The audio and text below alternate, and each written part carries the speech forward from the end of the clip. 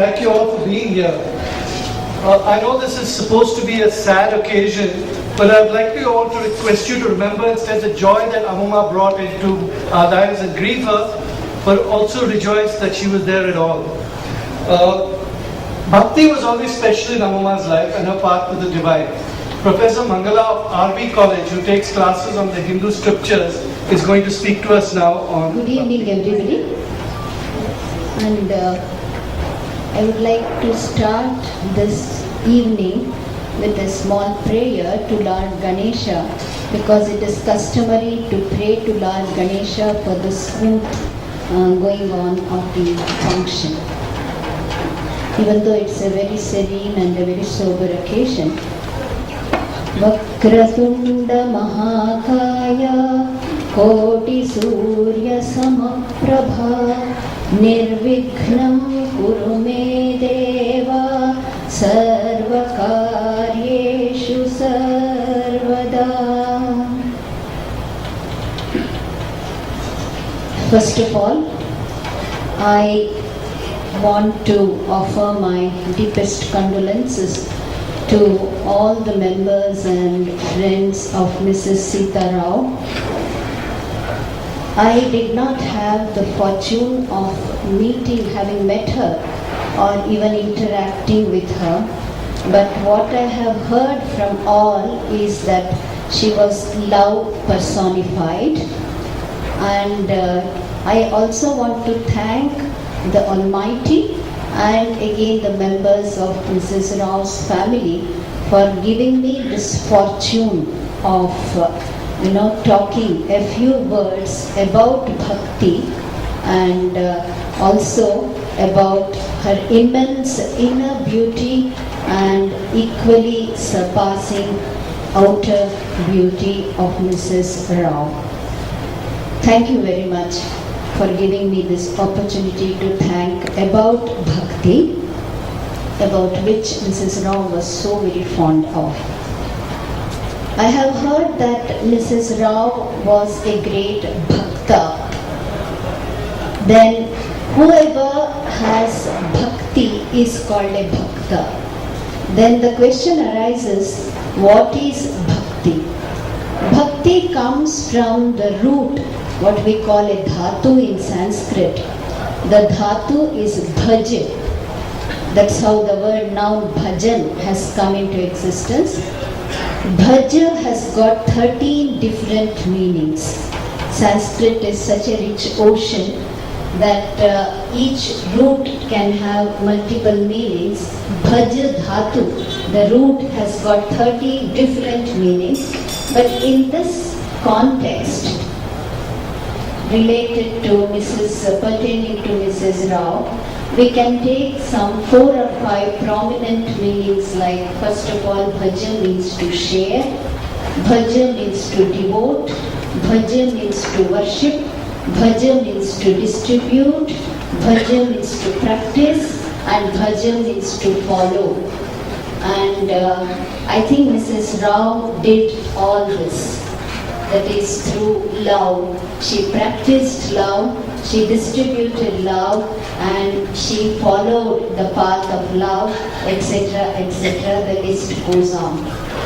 Then, in Bhaja Bhakti, then there is a very prominent, very famous chapter in Bhagavad Gita called the Bhakti Yoga, the 12th chapter, in which Lord Krishna talks about the characteristic features of a Bhakta.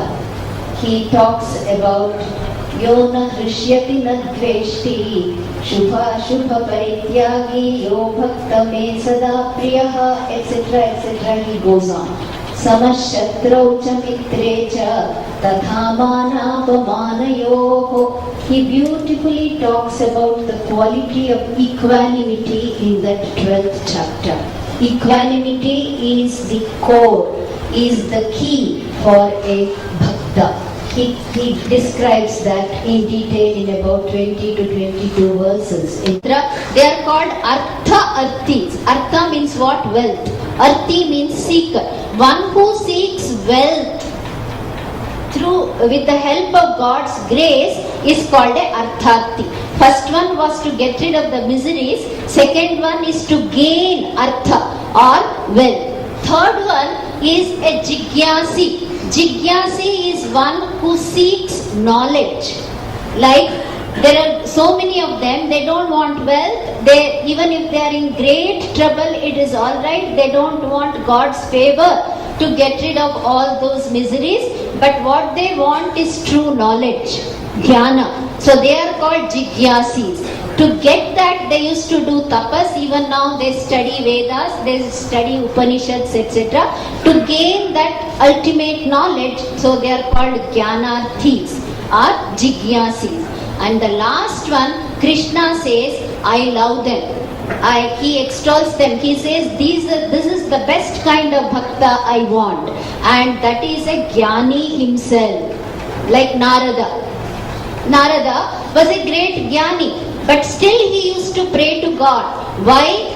Just to pray to God he used to pray, not to seek anything. He was not in any misery. He was not in need of any wealth. He himself was a jnani, so he was not a jigyasi. But being a jnani, he offered everything to Lord, whatever he had learnt. So that is Shandilya Bhakti Sutra, Narada Bhakti Sutra, etc., etc. That is a jnani and the God, because they are all nishkama kamis. Their action was desireless. They did not expect anything from the Lord. Therefore, these are the four attitudes with which we pray to God. Then comes in Patanjali Yoga Shastra, the 33rd Sutra says, then how can you remain a bhakta? How can you remain full of love? Because finally Lord says bhakti and prema, both are one and the same. Bhakti is love and love is bhakti. So how can you remain there? So Patanjali says, there is a type of dhyana. In 33rd Sutra, he gives the 4 stages of the dhyana. He says, stage 1, you practice Maitri towards all, whoever you meet. Maitri is friendliness. You be friendly to each and everyone you come across. Do not have any other feeling, just Maitri. This is stage 1. Second stage, he says, you be ready to thank everybody. Thank everybody you have come across or who have helped you, who have shaped you in your life. Starting with parents till the gurus, friends, everybody. There are so many people who have helped you. You thank them. And the third one is have karuna, compassion towards everyone, particularly towards those who are in trouble. So including yourself. During meditation, you think about what all troubles you have got. Are you passing through any tough phase in your life? Do you have any grievance, etc., etc.? Then you have compassion towards yourself, because first thing you have to do is to love yourself. First you have to love yourself, otherwise how can you love others? Therefore, you develop this compassion towards everyone, particularly towards those who are in some problem. Then the last one he says, upeksha. Show indifference towards those who hurt you or who harm you. Be indifferent towards that. Do not take that into your conscience at all. Don't bother about it. At the same time, don't hate. Be indifferent. That is called upeksha. These are the 4 stages. You follow this, then your heart will be filled. It cleanses your mind and your heart will be filled with all this magnanimous love. Then you will start loving yourself. You will start loving your parents, your near and dear ones. Then it gets extended and you will be loving the whole society. That means charity begins at home. It has to begin with you. So bhakti at the spiritual level, it starts with us first. And then the ultimate motive of any bhakti, as I told earlier, is to immortalize ourselves and to draw as much joy. There should be any fear of even punishment. The bhakti should be like that. And the third angle, the most important angle is there is no rival. There is no rivalry in bhakti. So the bhakta should be able to see God in everything, in everyone, everywhere, at all places, all the time. That is the real bhakti. And this saying about this bhakti, Shankaracharya says, Swarupa Anusandhanam Bhaktirityabhidiyate. Self-investigation is the greatest bhakti. Self-investigation it should be. And then if it can apply to Mrs. Rao also, a beautiful quotation from Shandilya Upanishad which says, Yada Sarvani Bhutani Atmani Eva Pashyati Sarveshu Bhuteshu Cha Atmanam Brahma Sampadyate Tada.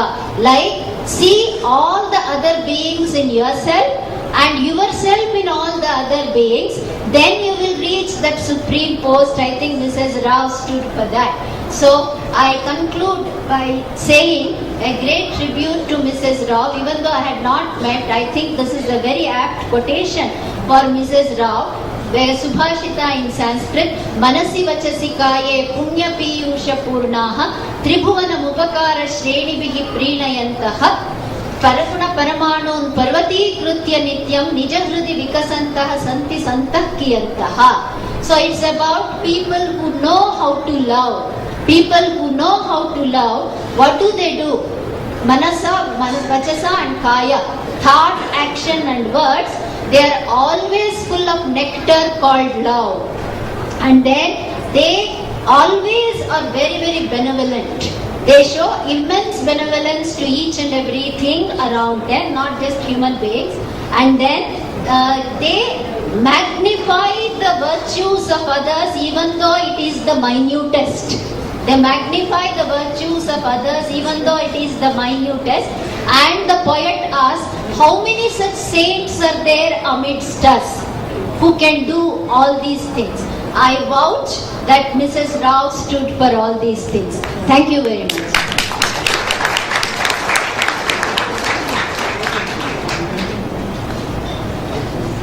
Thank you very much.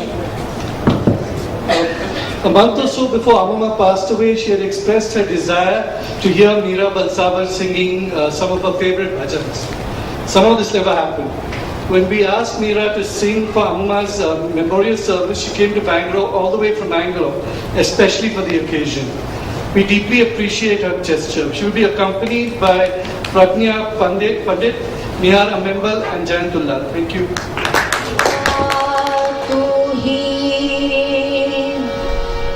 Mata tu hi bhai sakha sujan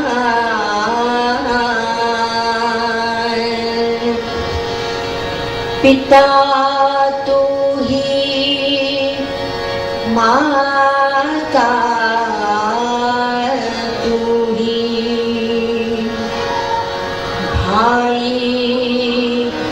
Sakha sujan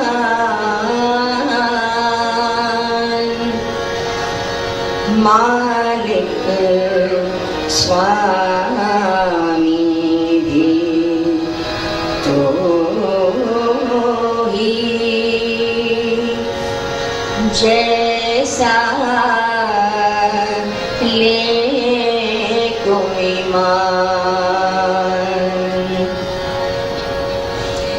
किसी भाव से कोई भी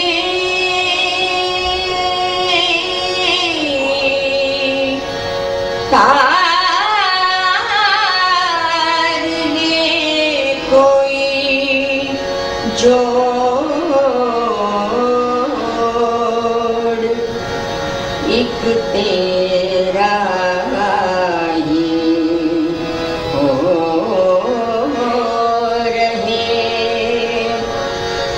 दुनिया से मुकमोर तन तेरा और मन तेरा तेरा पिंड और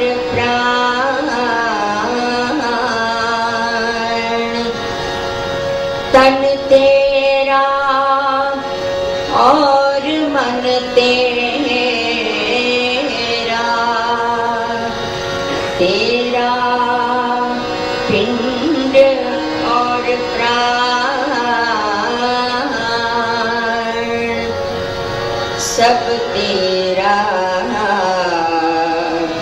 एक तू मेरा। यही ज्ञान और ध्यान सब तेरा, एक तू मेरा।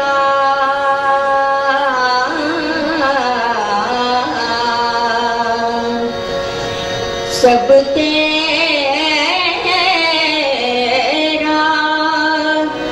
एक तू मेरा।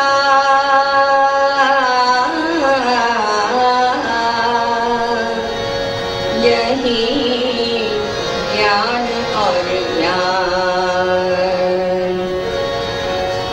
हर एक डगर हर मंजिल पर, हर एक डगर हर मंजिल पर एक तेरा सहारा काफी है।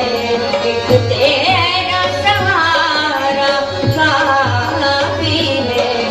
मझधार में हो या साहिल पर, मझधार में हो या साहिल पर, हे नाथ पुकारा काफी है। हर एक डगर हर मंजिल पर एक तेरा सहारा काफी है।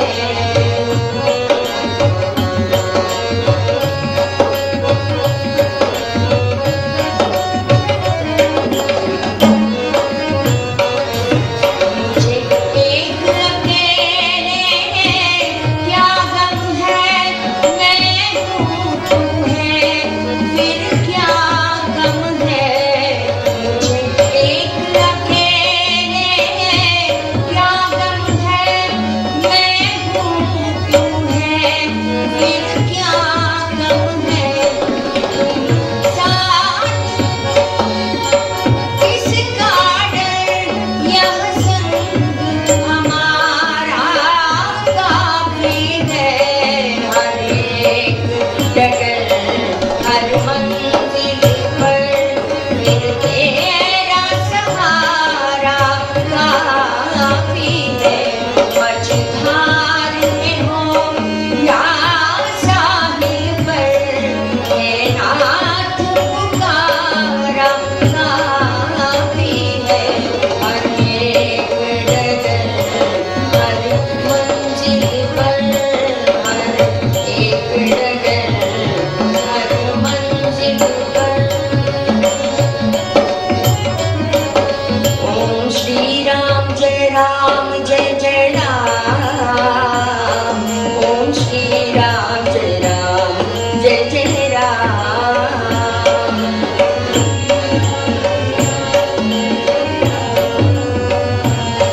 ओम श्री राम जय राम।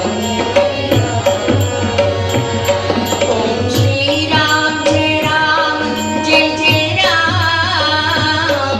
ओम श्री राम जय राम जय जय राम।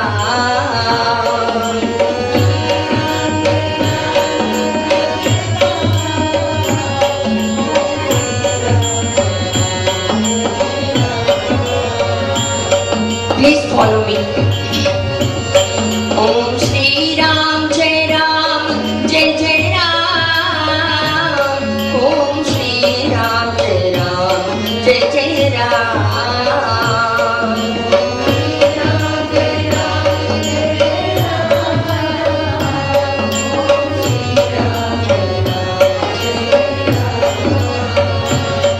ओम श्री राम जय राम जय जय राम। ओम श्री राम जय राम जय जय राम।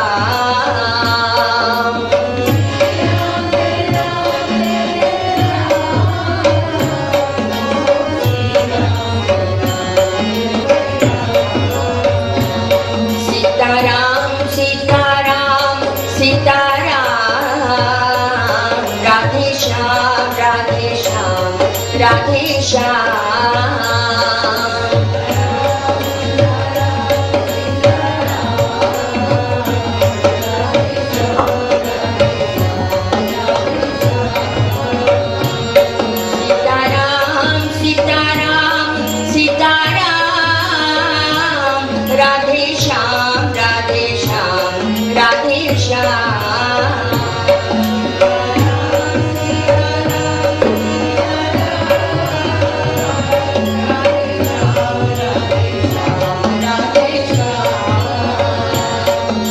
श्री राम जय जय राम। ओम श्री राम जय जय राम। श्री राम जय जय राम। ओम श्री राम जय जय राम। ओम श्री राम जय जय राम।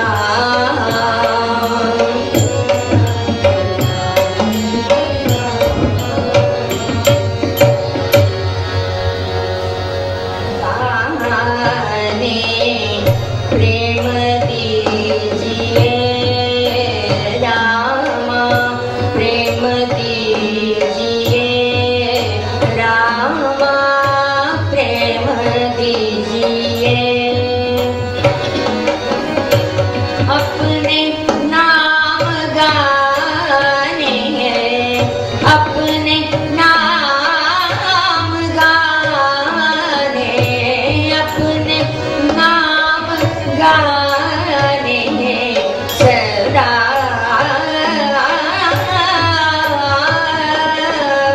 प्रेम दीजिए रामा, प्रेम दीजिए। अपने नाम गाने, अपने नाम गाने सदा।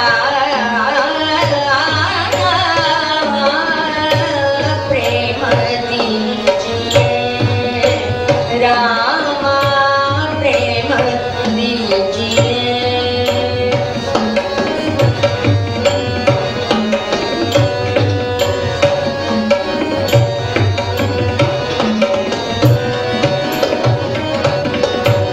तुम बिन मुझको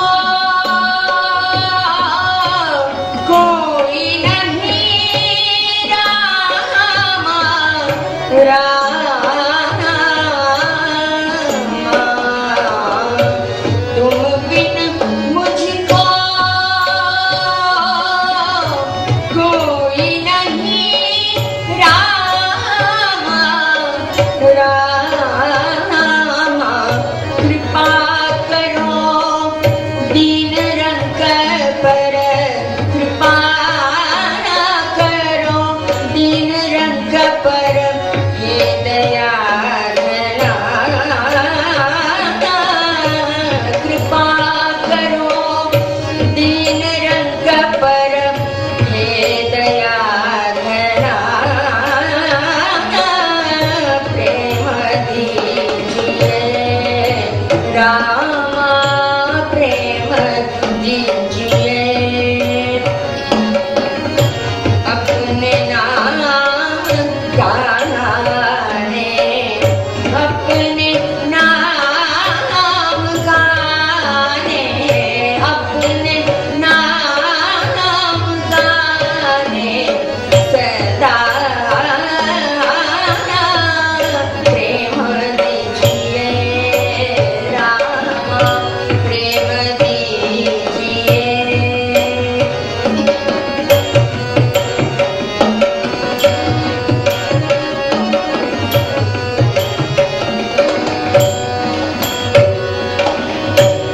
भक्ति भाव से सदा गाऊं नाम तुम्हारे, तुम्हारे।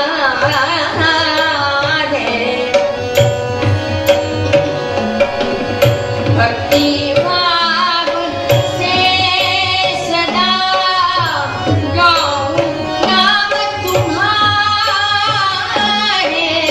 तुम्हारे। तोड़ो अब जन्म मरण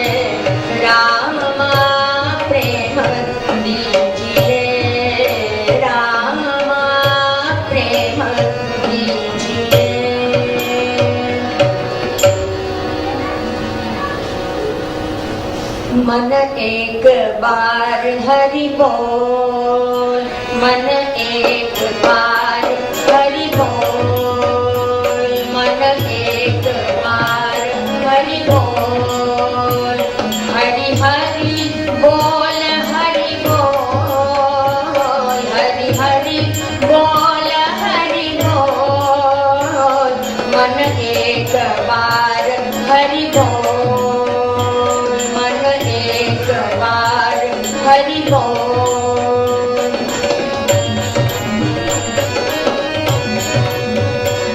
हरि पिता हरि माता, हरि गुरु ज्ञान दाता, हरि पिता हरि माता, हरि गुरु ज्ञान दाता, चिदानंद रूप हरि पतित पावन, मन एक बार हरि बोल, चिदानंद रूप हरि पतित पावन, मन एक बार हरि बोल, मन एक बार हरि बोल, मन एक बार हरि बोल, हरि हरि बोल, हरि बोल, हरि हरि बोल, हरि बोल, मन एक बार हरि बोल, मन एक बार हरि बोल।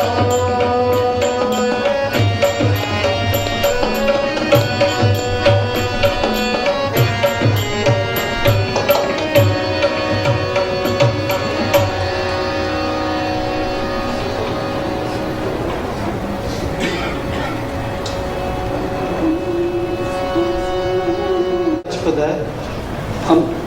Our next speaker this evening is Prem Chandra. Months ago, I had an experience that started off as something totally unrelated to Seetpachi, but wound up giving me a specific insight into her personality. So please bear with me a moment while I construct that thread. I was watching a video of a talk by the educationist Shugata Mitra, who showed what came to be known as the hole in the wall experiment, where children in a slum in Delhi had a computer that was inserted into a wall in their slum and just left there. These children had access to a computer for the first time, no prior knowledge of computing, had no assistance or guidance, and the material in the computer was all in English, which was a language they were not familiar with. Yet through mutual support of each other, they learned how to use the computer, surf the internet, and pick up bits of knowledge from it. A follow-up to this was an experiment conducted in a village school in Tamil Nadu, where a bunch of 12-year-old Tamil-speaking girls had a computer with material on genetic science in English placed in their classroom. Here too, without any guidance or support, they were able to use this computer to pick up a few basic principles on the subject. To help these girls in the second stage of their learning, Mitra enlisted the help of a local woman who was friendly with these girls. When asked to help, this woman, who was an accountant and not a scientist, asked, "How can I be of any help? I have no knowledge of this subject." And Mitra said to her, "Use the grandmother technique." She asked, "What's that?" And he said, "Just stand behind them and admire what they do." Well, the grandmother technique worked. The experiment was a success, but I don't want to go into that. I just cited this to say that when I heard Mitra talk about this grandmother technique, my first thought was of Seetpachi. Because to express admiration for and find joy in the accomplishment of others, however routine these accomplishments might be, was a trait that characterized her personality. And with her, it was not a mere technique. It was a genuine and spontaneous expression of happiness. So in my relationship with Seetpachi, a frequent occurrence would be a scene like this. I receive an invitation to go deliver a lecture in Kolkata on my work, which I would think of as something that is nice but not of very great significance. Somehow news of this reaches Seetpachi, and the next time I meet her, she exclaims with great enthusiasm and a glowing smile, "Prem, I hear you have been invited to give a talk in Calcutta. What wonderful news! Congratulations!" In the years I've known Seetpaji, versions of such a conversation with her have reoccurred several times. I'm sure she's been saying things like this to me from a time further back than I can remember. I'm also sure that each one of you who has been close to her has had at multiple points in time such conversations with her. And the totally genuine fervor with which she would express her enthusiasm for you was something that was not just remarkable, but also highly unusual. When you think back on the friends who are in your life, you realize that all friends are not equal. And I find 3 levels of friendship. The first level is when you find a friend whose company you enjoy, who enjoys your company, who listens to you and you listen to them. A next level is a friend whose support you can always count on when you are going through troubled times. And the third level is a friend who will share your happiness. This third level is the most rare and precious, for to help someone in difficulty can be a boost to your ego, but to share another's happiness requires that you totally drop this ego.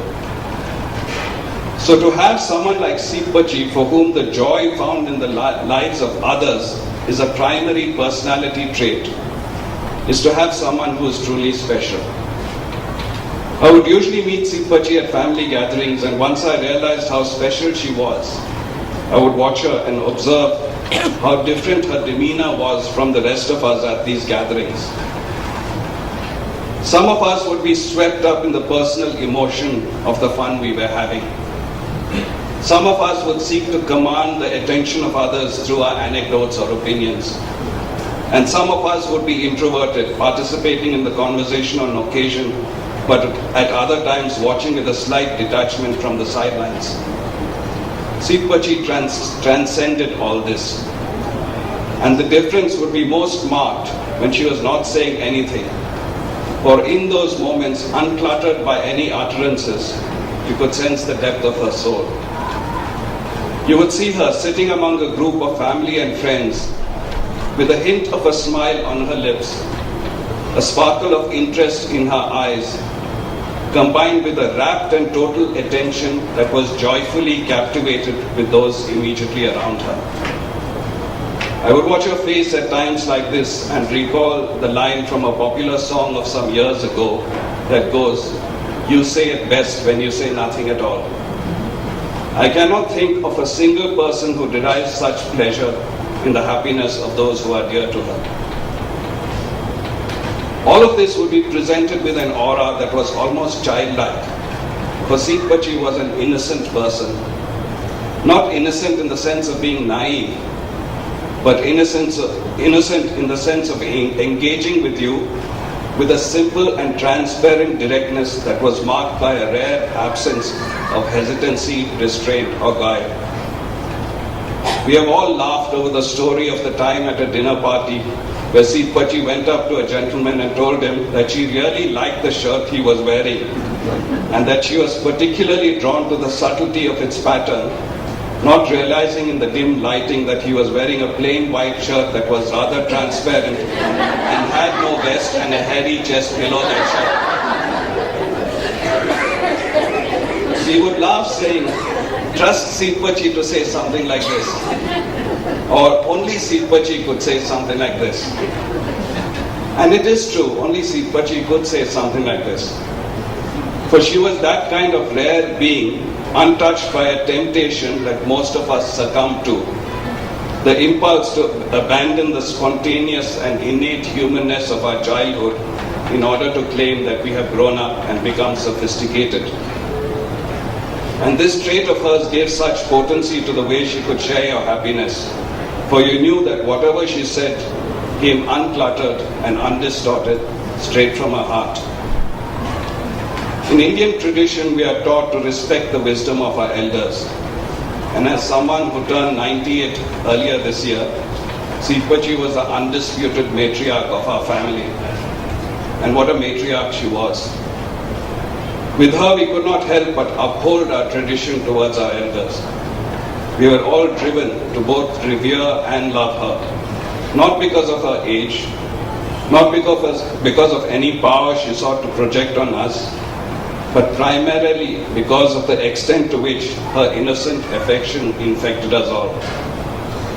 I suspect that each one of us, in relation to Seetpachi, is a bit like those 12-year-old schoolgirls in rural Tamil Nadu whom Shugata Mitra spoke about. Our development subtly but categorically shaped by the grandmother effect. Unaware of the extent to which it has affected us, and never fully appreciating that its inherent and humane warmth contains a simple, homespun, yet powerful wisdom. How fortunate are we to have had Seetpachi, this warm-hearted matriarch, in our lives? How definitively are we all woven by the most gentle and affectionate forces exerted upon us? We've gathered here today to honor Seetpachi, to pray for her soul and to cherish our memory of her. It is good that we are collectively doing this today. But perhaps we will honor her the most and cherish our memory of her the most if we all seek to live by the powerful example she has set for us and primarily find our own happiness in the happiness of those whom we love.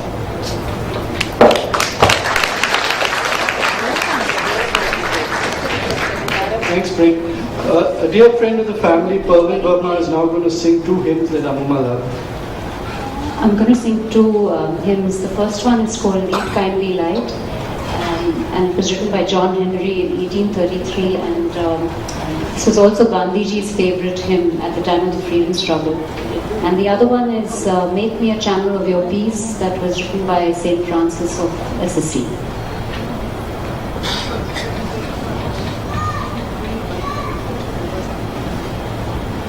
Lead kindly light amidst encircling gloom, lead thou me on. The night is dark and I am far from home, lead thou me on. Keep thou my feet, I do to see the distant scene, one step enough for me. I was not ever thus, nor prayed that thou should lead me on. I love to choose and see my path, but now lead thou me on. I love the garish day, and spite of fears, pride ruled my will. Remember not past years, so long thy power it bless me, sure it still will lead me on.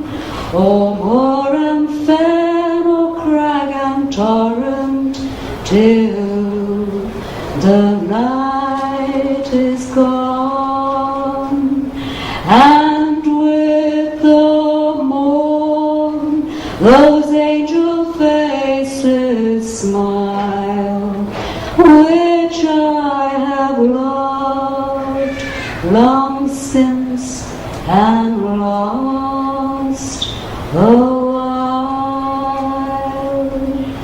Lead kindly light amidst encircling gloom, lead thou me on. The night is far and I am far from home, lead thou we are.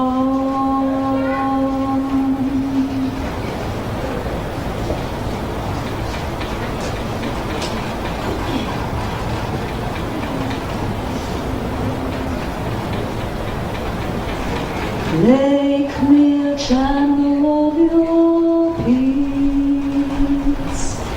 Where there is hatred, let me bring your love.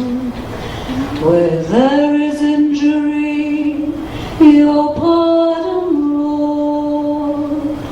And where there's doubt, true faith in you. Make me a channel of your peace.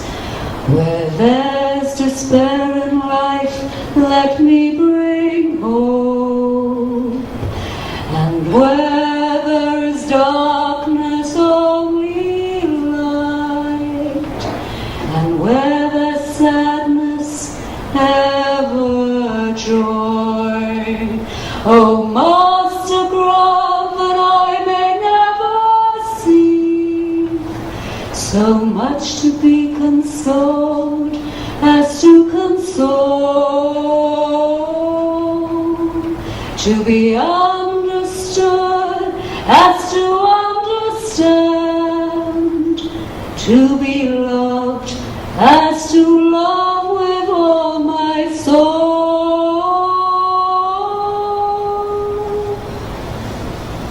Make me a channel of your peace.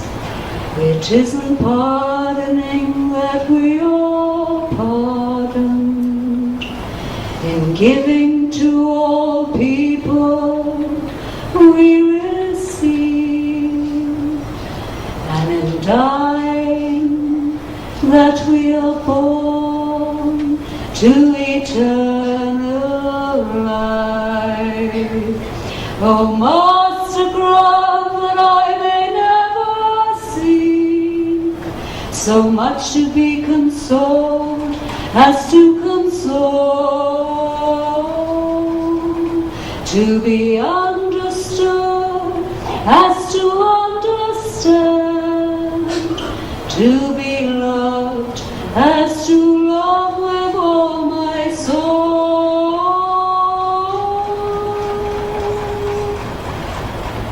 Make me a channel of your peace.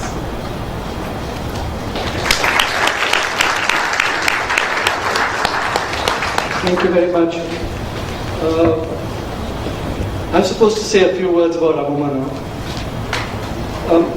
When Thomas, I saw this quotation in the film the other day by someone called Thomas Campbell, where he said, "To live in hearts we leave behind is not to die."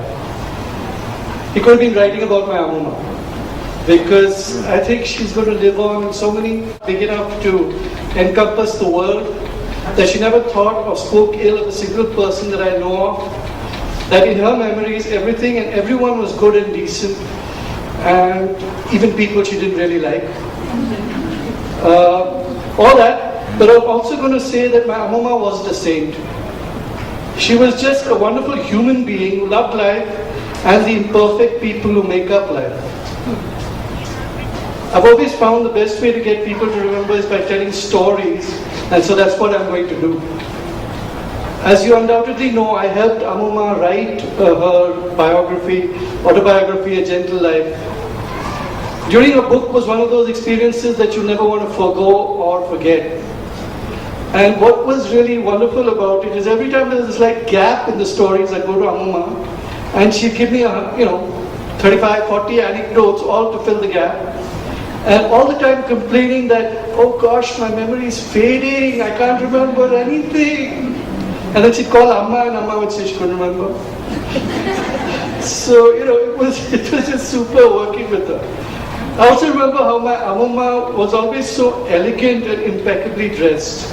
Her saris were always immaculately creased, beautifully draped. I mean, that photograph to me sort of epitomizes things of her. She always had a touch of makeup on. Even if it was just powder and a little lipstick. She even wanted it brought into the ICU. So that when she had her pacemaker installed, the doctor would see her in the right way. You know? And she always smelled good. She had these expensive perfumes, that was one of her weaknesses. So she had her vanity, one of the 7 deadly sins.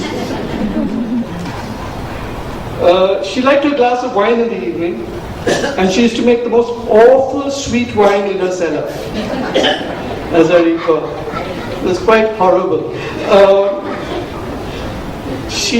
That wine sort of got the police into Kripa at one point because she spilt it, and some cook thought she had killed someone and buried him or her in the cellar.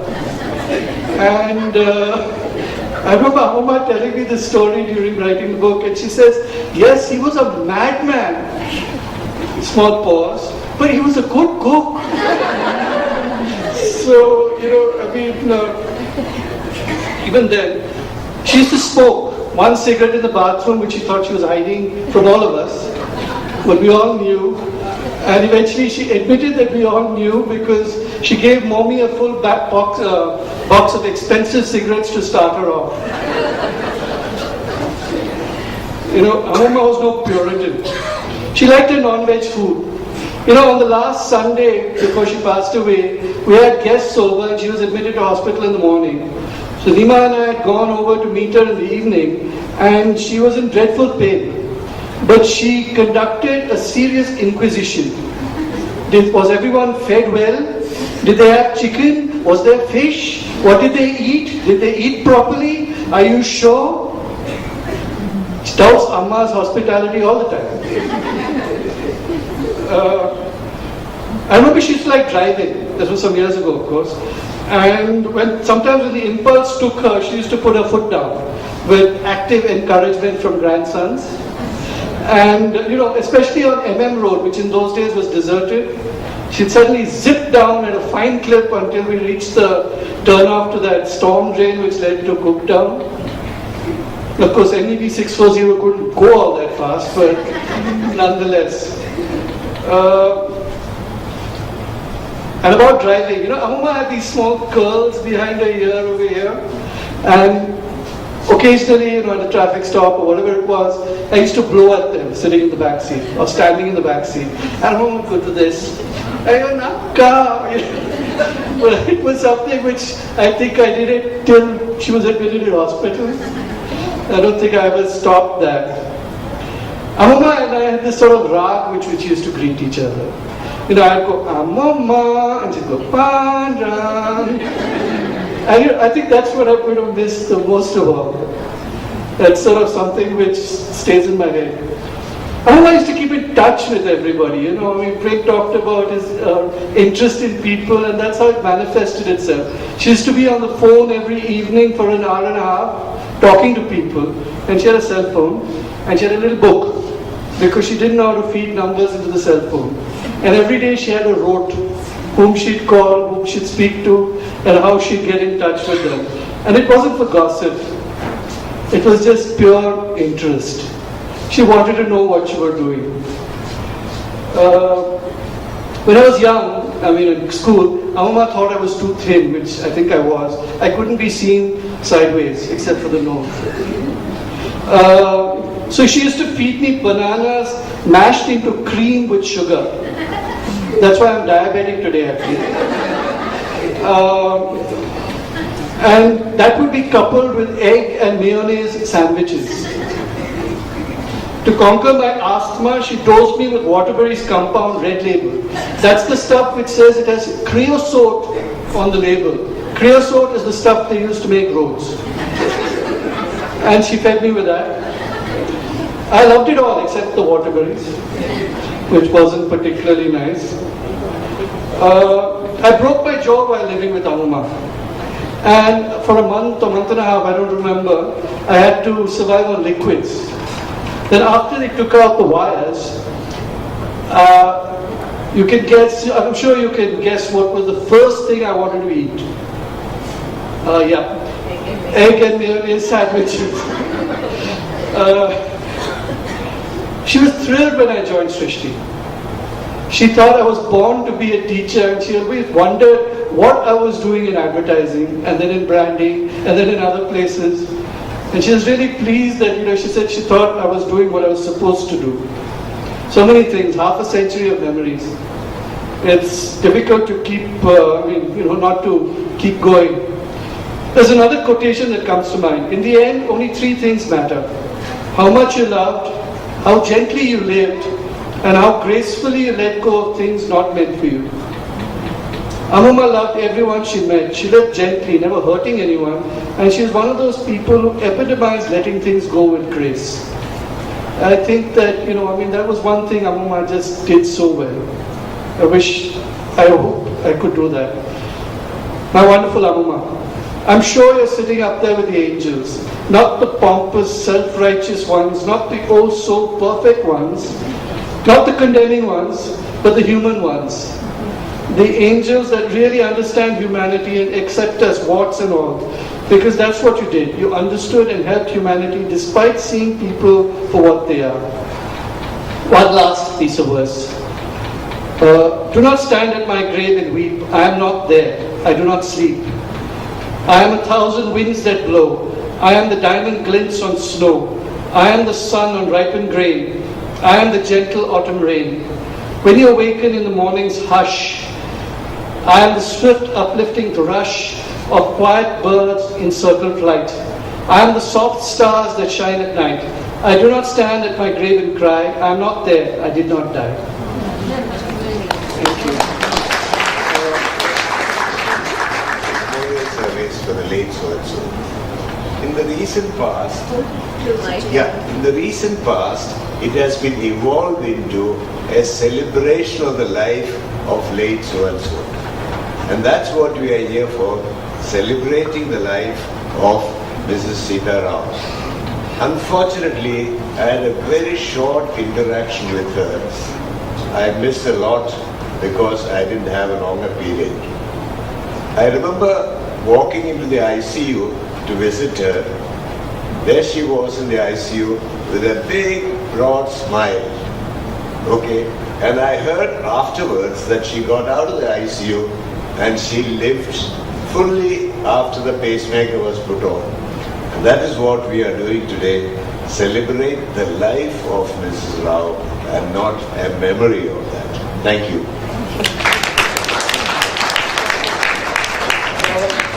My Amuma was like a mother to Nitya Menon, and today Nitya will conclude our meeting by reciting the Shanti Mantra.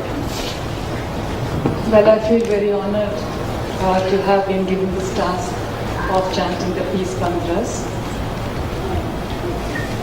Half the heaven is held by women, says a Chinese proverb, affirming the feminine principle. In India, we elevate this manifest universe to this divine feminine. Shripati, as she was fondly called, is an example of all that this principle represents: beauty, both inner and outer, grace, a natural nurturer, generosity, nobility, and to spice it all, her reticence and her shy dimpled smile. These few verses from the Devi Mahatmya, saluting this divine feminine, is for her, and hope she is listening to it from her new abode.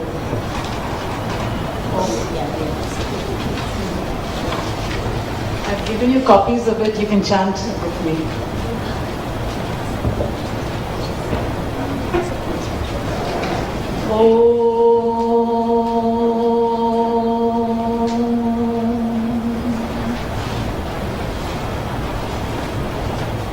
Namo Devyai Mahadevyai Shivai Satatam Namaha Namah Prakrityai Bhadrai Niyata Pranata Smata Raudraye Namo Nityaye Gaurye धात्रे नमो नमः ज्योत्स्नाये चेन्दुरूपिण्ये सुखाय सततं नमः या देवी सर्वभूतेषु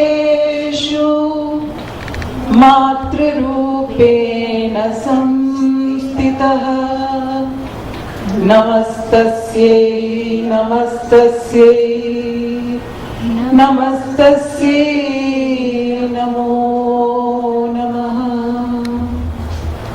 या देवी सर्वभूतेषु शक्तिरूपेण संस्थिता नमस्तस्यै नमस्तस्यै नमस्तस्यै नमो नमः या देवी सर्वभूतेषु शान्तिरूपेण संस्थिता नमस्तस्यै नमस्तस्यै नमस्तस्यै नमो नमः इन्द्रियाणाम् अधिष्ठात्री भूतानां चाखिलेषु या भूतेषु सततं तस्यै व्याप्तिदेव्यै नमो नमः ॐ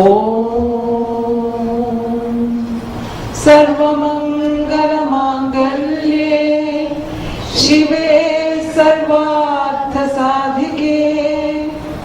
शरण्ये त्र्यम्बके गौरी नारायणी नमोस्तुते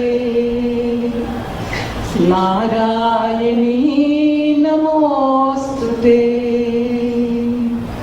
सृष्टिस्थिति विनाशानां शक्तिभूते सनातनी गुणाश्रये गुणमये जय नारायणी नमोस्तुते जय नारायणी नमोस्तुते शरणागत दीनार्थ परित्राण परायणे सर्वस्यार्ति हरे देवी जय नारायणी नमोस्तुते जय नारायणी नमोस्तुते ॐ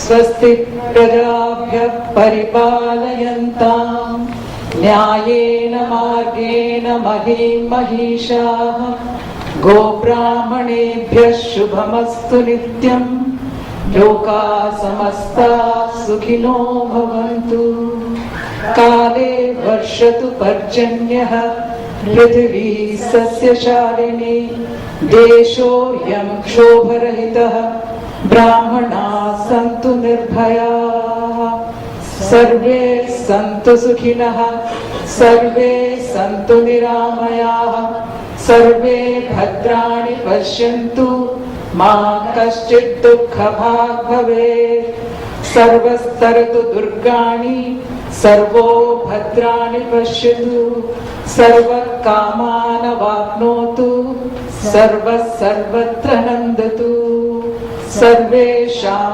स्वस्तिर्भवतु सर्वेषां शान्तिर्भवतु सर्वेषां पूर्णं भवतु सर्वेषां मङ्गलं भवतु ॐ द्यौ शान्तिः अन्तरिक्षं शान्तिः पृथिवी शान्तिः आपः शान्तिः ओषधयः शान्तिः वनस्पतयः शान्तिः विश्वे देवाः शान्तिः ब्रह्म शान्तिः सर्वशान्तिः सर्वशान्तिः शान्तिरेव शान्तिः सा मा शान्तिरेधिः ॐ शान्ति शान्ति शान्ति